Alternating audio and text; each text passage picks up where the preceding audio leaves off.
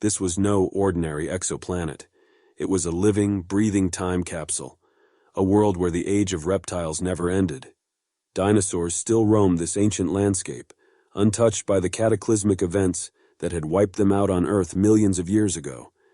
Quite the captivating view, the captain, lost in her own thoughts, until a familiar voice echoed in her ears. "We're in stable orbit, Captain," her co-pilot Lieutenant Nakamura reported. "Scans show a breathable atmosphere and temperate climate. The surface appears teeming with life." Alicia nodded grimly. "Initiate landing sequence. Let's get a closer look." As the Tempest descended through the hazy orange skies, the sheer scale of the dinosaur kingdom below became apparent. Vast, lush forests stretched to the horizon, punctuated by towering mountains and winding rivers. Herds of massive sauropods grazed peacefully, their long necks swaying back and forth. Smaller theropods darted between the trees, while in the distance, the unmistakable silhouette of a Tyrannosaurus Rex could be seen stalking its prey. "I don't believe it," Nakamura breathed. "It's like stepping back in time." Alicia gripped the controls tightly. "Stay sharp, Lieutenant. We don't know what kind of threats we might be facing down there." The Tempest touched down in a small clearing, its engines kicking up clouds of fern and moss. Alicia and her crew quickly donned their protective suits and stepped out onto the alien soil, their boots sinking into the soft, loamy earth, as the environment held its breath to the new intruders' presence, unsure of their intentions, waited patiently. "Atmospheric readings are stable," the science officer, Dr. Amelia Vargas, reported. "No signs of any toxic elements or pathogens. It's perfectly safe to breathe the air." "Good." Alicia turned to the rest of the team. "Okay, people, listen up. Our mission is to establish a forward operating base, gather as much data as we can about this world and its inhabitants, and assess the feasibility of a full-scale evacuation. Time is of the essence. These planets won't be stable for much longer." As the crew fanned out to begin their tasks, Alicia couldn't shake the uneasy feeling that had been gnawing at her since they left Earth. The journey here had been fraught with danger, their ship battered by solar flares and cosmic radiation. They had lost good people along the way, and now, faced with the daunting prospect of saving an entire biosphere from annihilation, she couldn't help but wonder if they were in over their heads. "Captain, you might want to see this," called Dr. Vargas, gesturing to a nearby hill. Alicia hurried over to find the scientist crouched beside a massive three-toed footprint, easily the size of a dinner plate. "Impressive, isn't it?" Vargas said, running her fingers along the edges. "This belongs to a theropod, most likely a Tyrannosaurus or one of its close relatives. They must be the apex predators here." Alicia frowned. "That's what worries me. If these things see us as a threat, we could be in serious trouble." "I understand your concern," Vargas replied, "but we can't let that fear paralyze us. This is a unique opportunity to study an untouched ecosystem, to learn about the evolution of life on other worlds. Think of the scientific breakthroughs we could make." Alicia sighed, knowing the scientist had a point. "All right, let's get to work. But keep your guard up. I don't want any surprises." Over the next several days, the crew of the Tempest worked tirelessly to establish their base camp and gather as much data as possible about the dinosaur planet. They cataloged the diverse flora and fauna, collected soil and rock samples, and even managed to capture some footage of the larger predators in action. But as they delved deeper into this primeval world, the crew of the Tempest began to realize the full scope of the challenge they faced. "The climate models are not looking good, Captain," Dr. Vargas reported grimly during one of their daily briefings. "The twin suns that this planet orbits are entering the final stages of their life cycle. Within the next few decades, the increased solar radiation and gravitational instability will render the surface uninhabitable for any complex life forms." Alicia felt her stomach drop. "How long do we have?" "At most 25 to 30 years, Vargas said. "And that's being optimistic. We need to start planning an evacuation immediately if we want to save these creatures." Alicia nodded, her mind racing. "Okay, what are our options? Can we transport them all back to Earth?" Nakamura shook his head. "I'm afraid not, Captain. Our ship simply doesn't have the capacity to ferry billions of tons of dinosaur biomass across interstellar space. Even if we could, the environmental impact on Earth would be catastrophic." "Then what do you suggest?" Alicia asked, her frustration growing. We need to find a way to relocate them to a different planet, Nakamura said, one that can sustain their ecosystem long-term. But where? Alicia said. We've scoured the surrounding systems, and there's nothing even remotely suitable, and we don't have the time or resources to mount an expedition to find a new home for them. The room fell silent as the gravity of their situation sank in. Alicia could see the weight of it on her crew's faces, the realization that they might not be able to save this ancient world from destruction. Suddenly, a young biologist named Lena spoke up. What if we don't have to move them at all? All eyes turned to her. Explain, Alicia said. Lena took a deep breath. What if we could terraform this planet, modify the environment to make it habitable for the long term, even as the suns begin to die? Vargas frowned. That's an incredibly ambitious undertaking. We'd need to radically alter the planet's atmosphere, climate, and even its geological structure. It would take decades, if not centuries, to accomplish. I know, Lena said, but think about it. We have a unique opportunity here. This planet is a living museum, a snapshot of life from the Mesozoic era. If we can preserve it, think of the scientific breakthroughs we could achieve, the knowledge we could gain about the evolution of life on other worlds. Alicia considered this for a moment, weighing the risks and rewards. It was a bold, risky plan, one that would require the full resources of Earth and a level of technological mastery humanity had yet to achieve. But the alternative was to simply stand by and watch as this ancient world was consumed by the dying embers of its host stars. All right, she said, her voice steady. Let's do it. Draw up a plan, Lena, and present it to the rest of the crew. We'll need everyone on board if we're going to pull this off. As the meeting adjourned, Alicia gazed out the window once more, her eyes fixed on the verdant landscapes below. She knew the challenges they faced would be immense, the obstacles seemingly insurmountable. But for the sake of these magnificent creatures, for the sake of preserving a piece of Earth's past, she was willing to risk it all. Hang on, my friends, she whispered. Help is on the way. In the weeks that followed, the crew of the Tempest worked tirelessly to lay the groundwork for their audacious plan. Lena and her team of scientists developed a comprehensive terraforming strategy, utilizing advanced nanotechnology and carefully calibrated climate manipulation to gradually transform the planet's atmosphere and environment.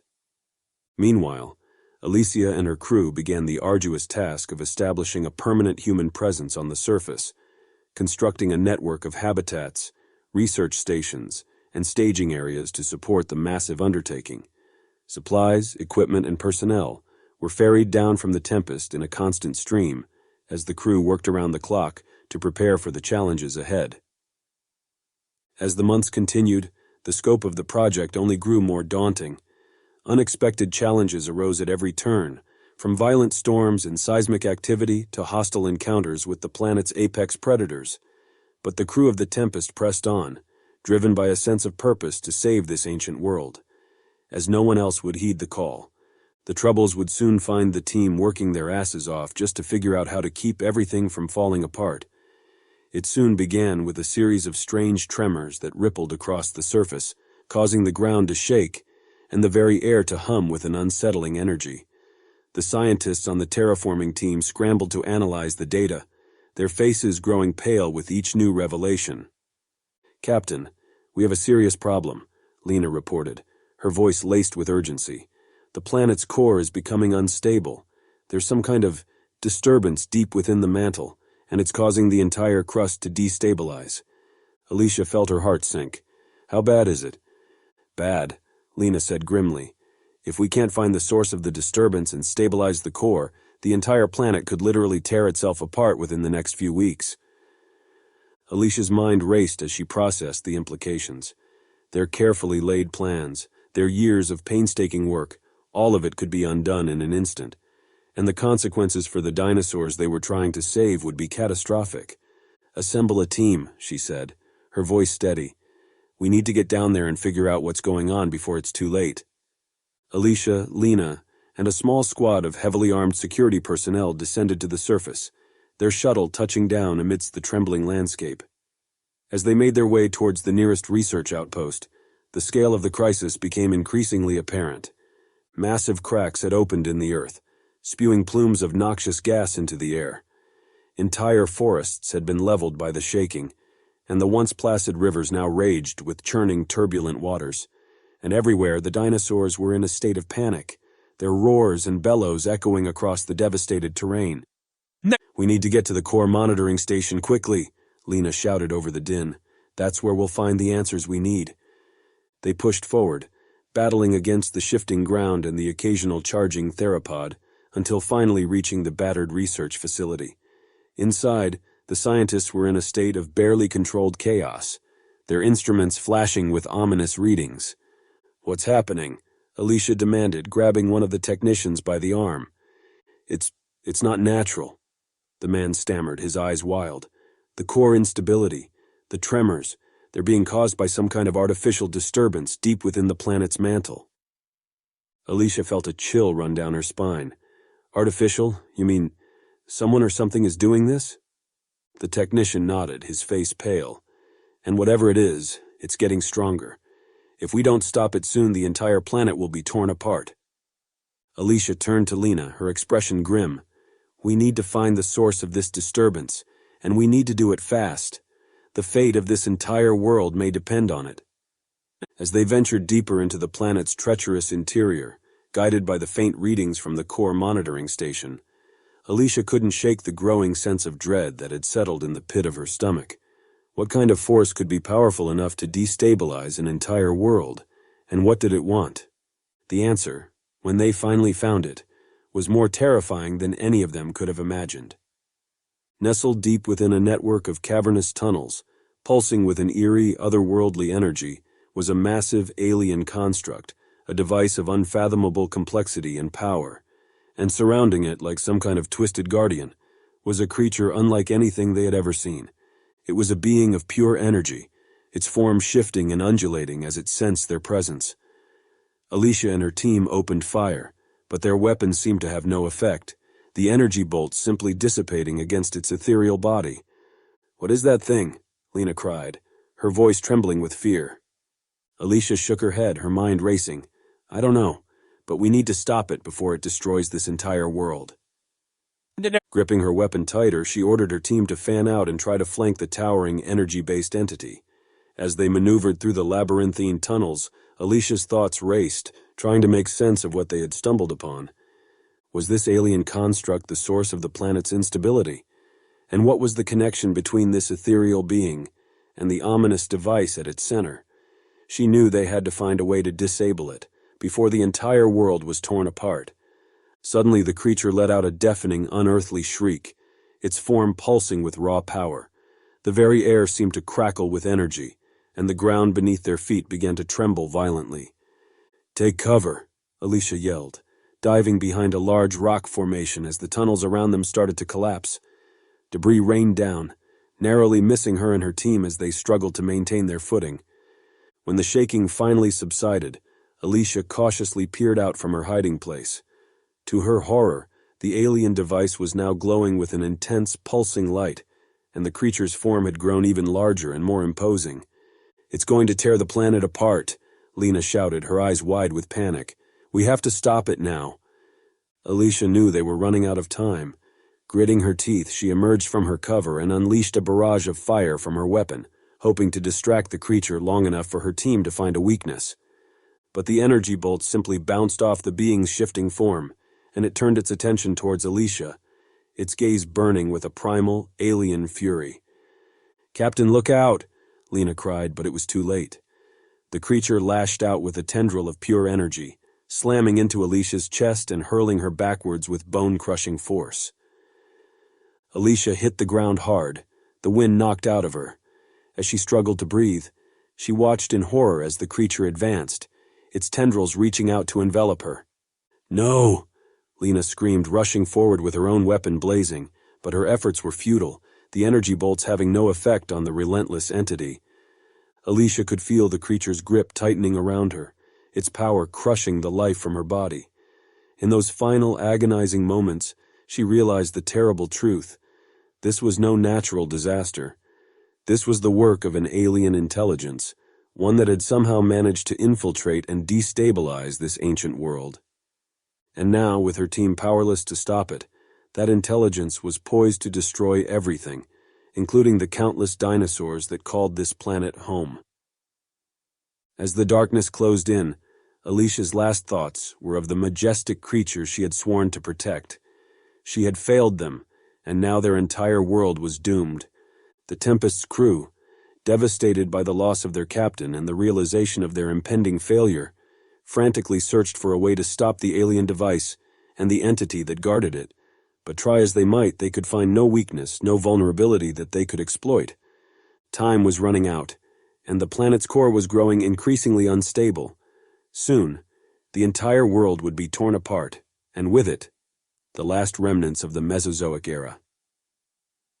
The crew of the Tempest faced a gut-wrenching decision: to abandon their mission and flee, or to stay and fight, even in the face of certain doom.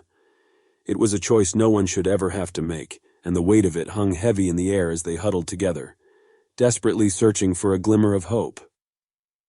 For the dinosaurs of this ancient world, the end was drawing near, and unless a miracle occurred, their story would end in tragedy, a final chapter in the long, tumultuous history of life on this planet. As the crew of the Tempest huddled together, their hearts heavy with the weight of their impending failure, a sudden blinding light erupted from the alien device at the center of the cavern. Alicia's team shielded their eyes, unsure of what was to come, but when the light faded, they were shocked to see a group of strange, humanoid figures standing before them, their features ethereal and otherworldly. "What is the meaning of this intrusion?" One of the beings spoke, its voice echoing with a strange, resonant quality. Lena stepped forward, her voice trembling. We were trying to save this world, to protect the creatures that live here. But we've discovered something far more powerful than we can handle. This planet is in grave danger, and we don't know how to stop it, and now we have lost our captain." The alien being regarded her with a curious tilt of its head. "Interesting. And you believe you can simply interfere with the natural order of things. Oh, and I restore your beloved captain back. What a selfless act, truly impressive." Alicia's eyes narrowed after awaking from what seemed like an eternity. "Natural order? This isn't natural. It's some kind of alien construct, tearing this planet apart from the inside. We have to stop it before everything is destroyed." The being's expression remained impassive. "You misunderstand, human. This is not a construct, but a carefully calibrated experiment, one that we have been monitoring for millennia." Lena's brow furrowed in confusion. "An experiment? You mean you're responsible for this?" "Indeed," the being replied. "We have been observing the cycles of life on this world, studying the ebb and flow of evolution, the rise and fall of species. This disturbance you have detected is merely a natural part of that process, a necessary transition, if you will." Alicia felt a surge of anger. "Necessary? You're going to let this entire planet be destroyed along with every living creature on it?" The alien being regarded her with a hint of amusement. "Do not presume to understand the complexities of our work. Human, this world and its inhabitants are but a small part of a much grander experiment, one that spans the vastness of the cosmos." Lena's eyes widened in realization. You're the ones who created this planet, aren't you? You engineered it, along with the life that inhabits it, as some kind of simulation." "Precisely," the being replied. "And your presence here, your attempts to save this world have been most entertaining. We have observed your efforts with great interest, marveling at your tenacity and your futile attempts to defy the natural order." Alicia clenched her fists, her anger boiling over. "So you're just going to let it all be destroyed? All those incredible creatures, wiped out because of your experiment?" The alien being regarded her with an almost condescending expression. "Do not distress yourself, human. The creatures you seek to protect are not truly alive, in the sense that you understand it. They are merely synthetic constructs, designed to play out the roles we have assigned them." Lena shook her head in disbelief. "But they're so real, so vibrant. How can you say they're not alive?" "Because, my dear," the being replied, "we have the power to create life, and the power to end it. This world, and all the creatures that inhabit it, are merely a reflection of our own whims, a canvas upon which we paint the grand tapestry of the universe." Alicia felt her heart sink, As the full weight of the being's words sank in, all their efforts, all their sacrifices, had been for naught. This ancient world, this living museum of the Mesozoic, was nothing more than a plaything to these alien entities. "So what now?" she asked, her voice barely above a whisper. "Are you going to destroy it all?" The being regarded her for a moment, its expression inscrutable. "No, human, we will not destroy this world. In fact, we are quite pleased with the progress of our experiment thus far." Alicia blinked in surprise. "What do you mean?" "Your presence here, your attempts to intervene, have provided us with valuable data," the being explained. "We have observed your emotional responses, your determination to save these creatures you hold in such high regard. It has been most enlightening." Lena's brow furrowed. "So you're just going to let us go? After everything we've done to try and save these wonderful animals?" The aliens looked to each other as to wonder how they were going to explain what was about to happen next. They began to laugh out loud at the sheer stubbornness of these humans, and their lacking ability to see the bigger picture of existence. They did have new enlightening ways of experiencing the universe. The leader of the aliens approached the captain, a towering figure with a large head and long thin appendages, but a welcoming-looking expression on the alien's face. "You see, Captain, your spirit and true ability to never quit gave us quite the laugh. Like, how crazy do you have to be to continue with the impossible task that you and your crew started? Did you think you could even make a difference?" Alicia, taken back by the alien's words, she was expecting more of a thank you speech. "Well, if that is how it's going to be, I will give you a famous quote that humans say in moments like this. You are the biggest universal asshole I have ever met. Oh, and because humanity fuck. Yeah, that's why we never quit in the face of any impossible situations, in case you were wondering." With that, Alicia turned and signaled to her crew to board and get the heck out of here. The alien standing there with his mouth wide open had never been spoken to like that before. The second in charge quickly raced to his side. "What do you want to do about the humans' Emperor yarn? Do you want me to give the orders to destroy them for being so disrespectful?" The Emperor paused for a moment, with a smirk said, "Well, if they have the confidence to stand up to us like that, let them go. The universe just might need someone like them, to awaken it from a sleeping slumber. Prepare the simulation reset. Those humans are quite silly believing that we wouldn't reset our own experiments." The aliens activated the teleport device back to their huge cloaked ship above the planet and began the simulation reset process.